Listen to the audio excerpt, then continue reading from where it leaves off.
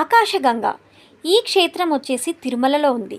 ఇది శ్రీవారి ఆలయానికి ఉత్తర దిశలో సుమారు 3 కిలోమీటర్ల దూరంలో ఉంది.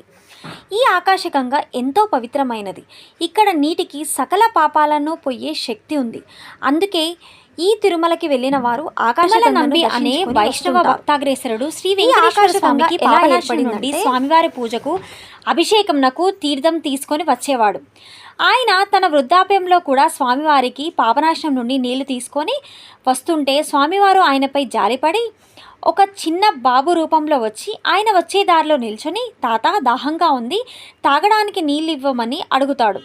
అప్పుడు ఆ నంబి ఆ నీళ్లు స్వామివారి పూజ కోసమని అవి ఇవ్వకూడదని చెప్పి వెళ్తుంటే ఆ బాలుడు తన బాణంతో ఆయన తలపై ఉన్న కుండకు రంధ్రం చేసి ఆ నీళ్లను తాగేస్తాడు.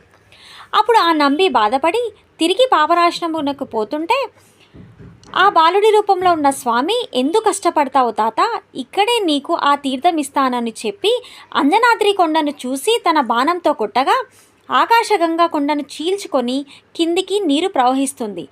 శ్రీ వెంకటేశ్వర స్వామి వారు తిరుమల నంబికి ప్రత్యక్షమై ఇప్పటి నుంచి ఈ ఆకాశగంగా తీర్థంనే నా పూజా పునస్కారాలకు ఉపయోగించమని చెప్పి అంతర్ధానమైపోతాడు. ఆ రోజు నుంచి స్వామివారికి ఆరాధనకు అభిషేకమునకు ఆకాశగంగా తీర్థమును ఇప్పటికీ నంబి వంశీయులు ఈ తీర్థమును ప్రతిరోజు తీసుకెళ్తారు.